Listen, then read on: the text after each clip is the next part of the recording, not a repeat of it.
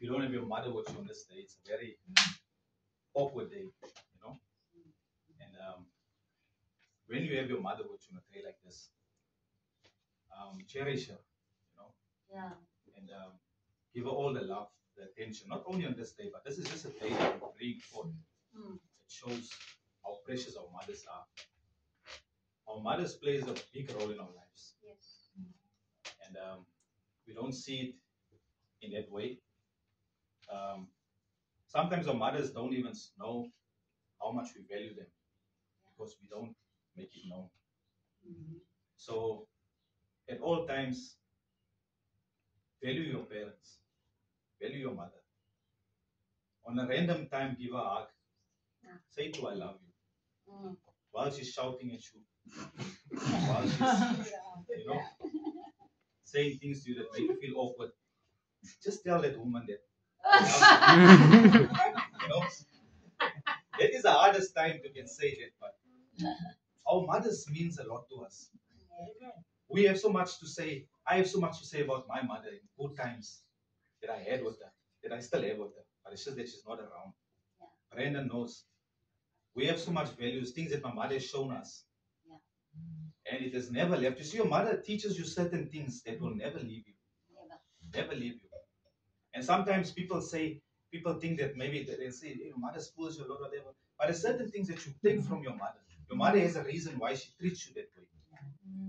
Because it's that certain bond and that love that she has for you. Yeah. Amen.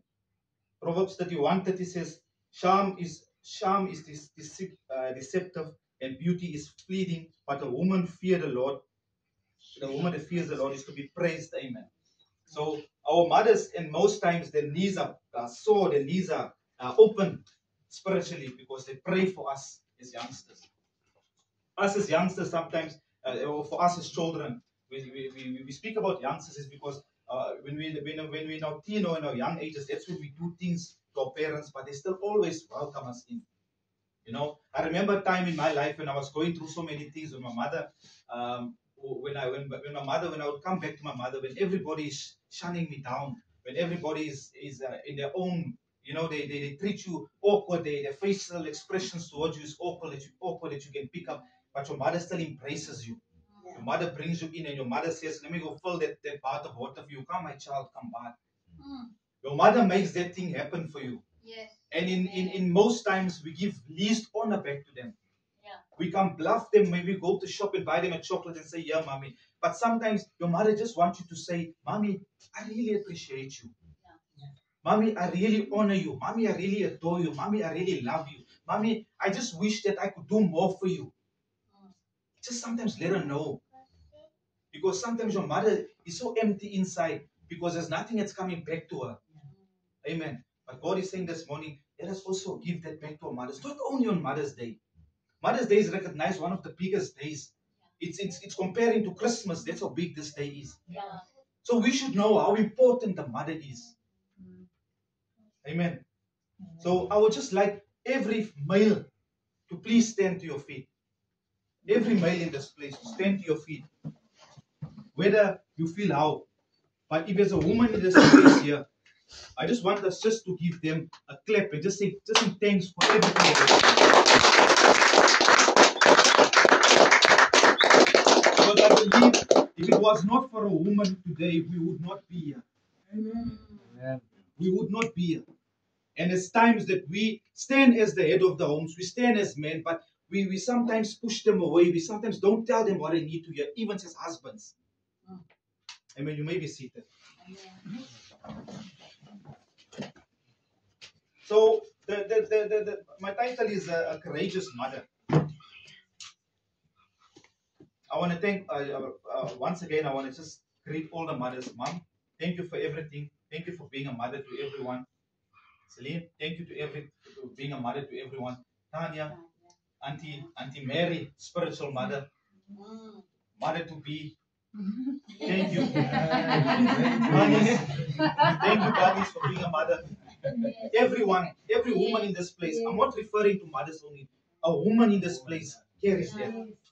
So everyone in this place, if you're a woman today, we salute you. We honor you as men here. A man might not be able to say something here, but their presence here shows how much they care about you and how much they value you. In the name of Jesus. Amen. So Isaiah 49:15, I just want to read the scripture. It says, can a mother forget the infant at the breast, walk away from the baby she bore? But even if a mother forgets, the Almighty will never forget. Yeah. Hallelujah. So it means that God, you see, God could refer this passage of scripture to anything else. But He's selected a mother to bring the scripture to. So know that the scripture says a lot. It shows the responsibility of a mother. It shows how God relies on a mother to be the best version of herself. God's not mentioning a father in the scripture because in this scripture, He's totally dependent on a mother to stand in the gap physically, mentally, emotionally. It's not that God can't, but He entrusts the mother in this role. On earth, on earth, but God is our spiritual father and mother in heaven. The Bible does not explicitly state that God is the mother of everyone. However, certain verses align that God is nurturing and caring and has a nurturing and caring nature, similar to a mother's love. I'm just going through the scriptures. We 66, Isaiah 66:13 uses the image of a mother comforting a child to describe God's comfort. This verse highlights God's tender and compassionate nature, similar to a mother's care. You see, a Church of God, we've heard about a lot of mothers. So we're going to look at, we're starting by the first lady. It doesn't matter what she's done, but if it wasn't for Eve, we wouldn't have also been here. Yes. So Eve plays an important role for this to happen because Eve does bear children further. She does bear children further. So we're looking at a great woman in the Bible that has stood, that has done different things, that has been courageous, that has never given up, has kept the faith. There's a lot of women in the Bible that has done that we can take from a little bit, and we can see how in our daily society, how women in our daily society take up those roles. So we have women like Sarah, the mother of Isaac, Rebecca, the mother of Jacob and Esau. We have Hannah, the mother of Samuel. We have Elizabeth, the mother of John the Baptist. We have Mary, the most important one, which God could not enter this. Jesus, not that He couldn't, but He needed a mother to come through and to fulfill His purpose. Hallelujah. Amen. And we also have Louis and Eunice, Timothy's mother and grandmother. So today, I just want us to go into a little bit of the life of this woman, which was Moses' mother, which was Jochebed. They call it in Hebrew Jochebed. So this woman doesn't have much in the Bible, but this woman has basically, you see, a Church of God, before I go into scripture, you see sometimes our mothers, if water is here, our mothers are drowning, but they're holding us up. They're holding us up for us to breathe, and they can suffocate themselves. They can sacrifice their breath for us. Yes. And sometimes the child that we become, in most cases, it's only but by our mothers. We become entrepreneurs. We become businessmen. We become of greatness in this world. And we forget to go back, even if it's 15, 20 years back, or however it is, the years might come and say, Mommy, thank you for your teaching. Thank you for what you've shown me. Yes. You've shown me to love. You've shown me to appreciate. You've shown me the smallest things to say thank you for that sweet that I got from somebody. Yes. Because that small thing, if a boss comes to you and the boss has a test that he runs and he comes to everyone and shake their hands, for example, and maybe the person that don't look at him in his eyes, he says, the person that look at me in my eyes will get this job. Maybe your mother has taught you that thing and you can get that job. Those are values in life which you know that you have to look at this person in the eyes and you pray. Things that we take for granted. Small things that we take for granted. So, in the book of Exodus, we know that Moses, we all know who Moses was. Moses was a great leader. God has allowed Moses to depart the Red Sea. Hallelujah. The Red Sea for the Israelites to cross over. So, if you're going back before Moses was born, in Genesis, when Abraham had a child called Isaac, Isaac had a child called Jacob. Jacob had a child, he had children, but I'm specific on Joseph.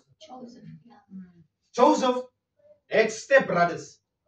Joseph was somehow also Jacob's favorite. He loved Jacob. More. Not more, but he had love for Jacob. But now what has happened is that Jacob's brothers saw that there was a favorite, that he was more on the father's side. And they couldn't be brothers, they just stood us up. They became somehow jealous. And what happened, long story short, they sold him into slavery. They sold him into slavery, and that was against his will. Before I continue, I would like for you to know something. You see, if God does something, He does it in uncomfortable ways, and in ways that we find ourselves, we wouldn't want to step into the shop in the cold. That uncomfortable feeling. You say, do I have to do this? Why do I have to do this? God has done this to Jacob, and he sold into slavery, but the purpose of God was alongside this whole process. So the process of Joseph going there was for him, sometimes the work, the place that you are, that is not where the work is. The place where you are is just that foundation, but God is going to shoot you out. They're moving out. This would be that thing that I'm talking about. The thing that God is opening there. Joseph went into slavery, and what has happened? God has used him mightily. He found favor with Pharaoh. Yes. Amen. Pharaoh could have disliked him because Joseph was not an Egyptian. He was a Hebrew. He was an Israelite. Yeah. But he's found favor in this man. Yeah. And what did God do? God has shown himself, revealed himself to Joseph in a way that favor went alongside him all over. Yes. Favor went alongside him in Pharaoh's eyes, that Pharaoh has made him the big man in Egypt. From a nothing, from being thrown away, chunned away, he's been made this great man in Egypt. That when his brothers ran out of grain and they were sent to Egypt, his own brothers couldn't recognize him. Yeah. Do you see what God does? Yeah. He could recognize his brothers. Yes. So, being in this world, you will be recognized. But exiting the world and taking the right stand, they won't recognize you. If they recognize you, they're going to just be wowed and amazed. Because that is what God does. Yes. Yes. God make you be recognized. If you're not recognized, it means that He's taken you such a level that everything, your appearance change. Yes. The person that you are change. Yeah. Your build structure change. Your looks change. Yes. Your personality change. Yes. You become lighter. You become blessed. You have this glow upon you that people will not see in the naked eye, but spiritually they won't understand what it is. His brothers could not recognize him. But you know what happened? He could have turned around and not shown favor on his brothers, and he had all the power to kill them right there. But he showed grace upon them. Yes. Long story short, he made them go back, and their father even came to Egypt to come and stay there. They've sent them back to fetch his whole family with the best of chariots and the best of horses. Go fetch them, bring them here. That same man which God has lifted up, which could have turned around and said that you weren't there for me, you all didn't worry about me, whatever. He didn't see it in that light. He saw the purpose that needed to happen. So this story goes on and it moves on, and then eventually his father dies, but his father makes it, then he starts to remember he's almost directing Egypt, because Pharaoh, whatever he says, Pharaoh agrees with it because of favor. So he makes everything convenient for his brothers and stuff, because he tells Pharaoh that there will be a famine in the land. So we want you, Pharaoh, because he had dreams and stuff like that. So Pharaoh couldn't interpret the dreams. So he became the interpreter. Even in prison, he ranked himself up because of favor. Wherever he put him, in the castle, wherever he went, he was found favor. So now he's telling these people that famine will be coming here. We need to store away. We need to put away. They didn't know that. Because you can be the most cleverest person on earth, but if you don't have the knowledge of God, you will not succeed in life.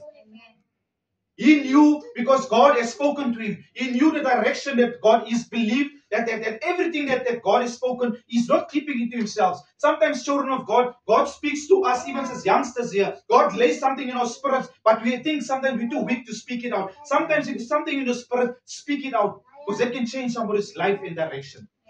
Amen. So this thing goes on, and then Joseph dies eventually, and now his brothers also die. So now there's a new Pharaoh that steps in. So now there's the Israelites now became a lot of, because the Israelites came to Joseph with the starting first with money, and then because the land was getting dry and they needed grains, and then now Egypt was also going into this famine thing now, and now they were using from their stored stuff, and then the Israelites started keep bringing. They said, when we bring our cows and stuff like that, you remember you can only give, but your things will get finished. It's like working. If you don't work and you're giving, sometimes you think what you have left. You understand? It's like if you're working, you're going to generate again. That is what's been happening here. The people has just been giving, but nothing has been coming. So now they're coming to Joseph and saying, Joseph, what else can we do? Because we have nothing to do. They're scared. They don't want to die. So what they do eventually is, because remember they're from Israel, Canaan. So now they come into Egypt. They submit themselves as slaves because they have nothing to give.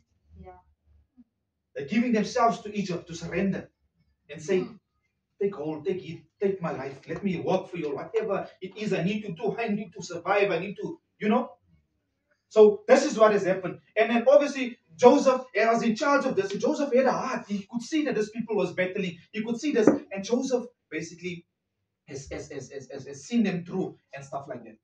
So now with the new Pharaoh that comes in he's now ruling Egypt. So now he sees this whole thing now and he's saying, no man, the Israelites, because the Israelites is populating now, they're becoming more and more and more and more and more and more and more. And now what's happening is that the Egyptians are becoming less and fewer and fewer and fewer. Now they're starting to see that we are ruling the slaves here, but the slaves can overpower us because majority rules. And now what happens is that they try to eliminate this thing now. They try to eliminate it. And we're going to go into the Bible. We just want us to turn to Exodus. We're going to read from here. I just wanted you to understand what has happened basically in Egypt for the story of Moses, in this time that Moses was born. Hallelujah. If you can just look at Exodus 1, verse 15 to 22. I just wanted to go into this small little story.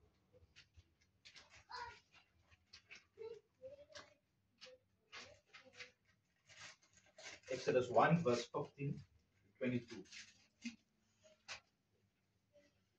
Amen. Are we blessed? Amen. Amen. Everybody's thinking of Mother's Day. They're thinking how they're going to ask their mother after this. They're thinking about what they're going to give the mother. Amen. We're excited for Mother's Day. Everybody's excited. Exodus 1, verse 15 to 22 says, Then Pharaoh, the king of Egypt, gave this order to the Hebrew midwives. Remember, the Hebrew midwives is the Israelites which has been in that place there. The name is Shipra and Puah. When you help the Hebrew woman as they give birth, watch as they deliver. If the baby is a boy, kill him. If it's a girl, let her live. But because the midwives feared God, you see, God works in mysterious ways. God has a plan and purpose. If there's something that he needs to do, it doesn't matter what decision the enemy or what decision is made. God is always throws in there. It's like he thinks he's gonna run and then God just puts his foot there and trip him. Because this is what God does here. He brings in the Hebrew midwives to be in control of the situation. Yeah. They're in control of delivering these babies. It's like putting somebody in charge of money. And he loves money, Huh? He's going to start taking money. So Yeah. they put the Hebrew people in charge there, the midwives in charge there. So they know that this is our people. You understand? And they still have this fear for God. You see, if you have a fear for God, there's that they can put a gun to your head and say something, and you won't say it. You rather take that bullet. That's a true fear for God. This woman had that fear for God. Amen. So it says that because the midwives feared God, they refused to obey the king's order. They didn't want to obey his orders. Who's he to want to kill our Hebrew boys? He's not God. I don't care what he say. We're gonna make up an excuse for him, but he's not gonna get it right. Hallelujah. They allow the boys to live. They allow the boys to live too. So the king of Egypt called for the midwives because he's wondering now. He's seeing what's happening now. Why have you done this? He demanded. Why have you allowed the boys to live? The Hebrew women are not like the Egyptian woman. They're trying to find excuse, trying to cover up. The midwives replied, they are more vigorous and have their babies so quickly that we cannot get there in time. So God was good to the midwives, and the Israelites continued to multiply, growing more and more powerfully. Yes. And because the midwives feared God, He gave them families of their own. Because they feared Him, He gave them families of their own. In the book of Genesis, God is a God of multiplication. He spoke Adam and Eve on this earth to multiply. Multiply not only in making children or whatever. Multiply in your finance. Multiply in your life. Multiply in your things in your life. That is what God is meaning. So then Pharaoh gave this order to all his people: throw every newborn Hebrew boy into the Nile River, but you may let this girl live. So they were thrown into the Nile River. So we're going into chapter 2 now. It says, about this time, a man and woman from the tribe of Levi got married. About this time, a man and a woman from a tribe of Levi got married. They don't mention a name. They don't mention anything. This woman that is speaking about, the man's name is Amram, and the woman's name is Jochebed. Jochebed is the mother of Moses. You know, sometimes, like I said, our mothers are never, they never revealed. Our true mothers are always kept aside. Like Mama saying the story, you know, sometimes we give our mothers the last, the least. You understand? And our mothers has kept us to pray. They've put us through college. They put us through whatever it is, that wherever we need to be. And we don't recognize them. We just want from them. We just want them to do things for us. But when it comes to recognizing, they don't want to be recognized, because that is true love of a mother. You know, a friend can still say to another friend, hey, remember, you didn't have I bought you a ticket. A brother can still say to him, oh, you never had money, I bought it. You know? But a mother don't come out like that. A mother, this mother, Jochebed, like it's read, this mother don't, she's been the underdog. That's why her name is not mentioned in the scripture here. Hallelujah. So the woman became pregnant and gave birth to a son. She saw that he was a special baby and kept him hidden for 3 months. Remember, this was a time that they didn't want boys to be. So you defy the Egyptians. You defy their laws there by doing what this mother has done. To keep a child. A child is not someone that is big, that you can speak to and say that, remember, mom is keeping you, don't make a noise. If a child wants to scream, it screams. There is a risk already. This woman has kept this child for 3 consecutive months. 3 months of salary. How long does a month take for your money to come? You wait long for your money to come. It's like a year. This woman has waited 3 years. I call it a year, man. 3 years she's waited for. She kept the child hidden. This mother had all the things. Church of God, sometimes in our lives, I know life has gotten so bad that we cannot sometimes just have a child after child. This is not what it's all about. But it's about in that state of time that we are in, that the child that we have, you know, the thing is like how much are we as mothers also cherishing and giving to the child? You know, sometimes we as mothers, we need to start believing that if we've been praying for this child so many times, we just need to say, leave it in the hands of God, and just start thanking God for what He's going to do to that child. You know, sometimes us as mothers need to stop praying for the child. Just sometimes just carry on praying as well, but leave it in the hands of God. We get so complicated sometimes when we say that I don't know what to do. This child don't want to come right. This child this and that child that. We do know that every house have a situation and a story about the child. Yeah. We are living in new generations. Things cannot be the same as 50 years back. But what we need to do is instill what we've learned as parents 50 years ago into the child as a baby. That's what they say, you bend the tree while it's still small. Yes. Instill it values into the child. The child will go astray, but eventually it will find its way. Amen. Amen. And then it says as well that, but when, in verse 3, but when she could no longer hide him, she got a basket made of papyrus reeds and waterproofed it with tar and pitch. She's waterproofed this thing. She's made it actually convenient because remember, there's no hope, there's no voice, or there's no one that came and said that there's gonna be peace in this place. That there's some time that you be able to can have your child.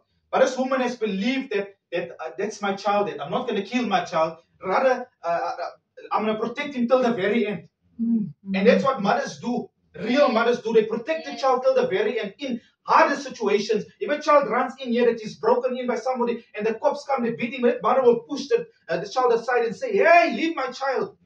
Because it's her child. Yeah. So this is what this woman has done. She said that you're not going to kill my child. My child can somehow go to the Nile if he has to, maybe by any chance die there and so forth. But I protected him till the end. Amen. Hallelujah. And the Bible says that the babies, she put him in the baby in this basket laid amongst the reeds along the bank of the Nile River, the same river. The baby's sister then stood at a distance watching to see what would happen. Sometimes, Church of God, there's always someone, a little brother that watches, or someone that watches how you treat, as a mother, how you treat this one child. Yeah. So let us always make sure that we treat the child right, because this one is always watching. It's either they're going to come and say, you give more attention there, or you love that one more. Let us treat each one equally. This child just watch this. So, in verse 5, soon Pharaoh's daughter came down to bathe in the river. Pharaoh's daughter came down. No one else. The daughter of the man that don't want his children there came down. And then the Bible says, in attendants walked along the river bank. When the princess saw the basket among the reeds, she sent a maid to get it for her. When the princess opened it, she saw the boy. The little boy was crying, and she felt sorry for him. It is not supposed to be born. So you cannot tell me that God wasn't with Moses already. Because it says then the baby's sister approached the princess. Should I go and find one of the Hebrew women to nurse the baby for you? She asked. The princess said, yes, do. The princess replied. So the girl went and called the baby's mother. Picture the woman, out of all the women, she gets to come and say, come, look after this child for me. She fetches this child, takes this baby and nurse him for me. The princess told the baby's mother, I will pay you for your help. Hallelujah. She's even being paid to look after her own child. You see, Church of God, the scholars believe somehow that when Jochebed gave birth, God spoke to her. That's what they believe, but it doesn't say that. But remember, she's discerning. They were church people. They were people of God. So God has already told her this is a special child. So she knew something that is special. Don't just go unnoticed or just get killed. Something that is special has to grow. Yeah. And she obeyed God. God didn't give her following instructions, say what, but she knew. Let us go into a line and see where God takes us to. Because Moses took forth. You went forth with this thing.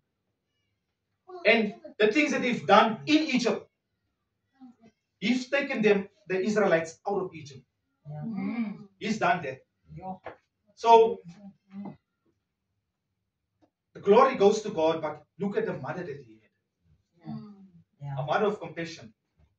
You know, there's mothers out there, just realistically speaking, there's mothers out there that would see this as a special child and would maybe give him up.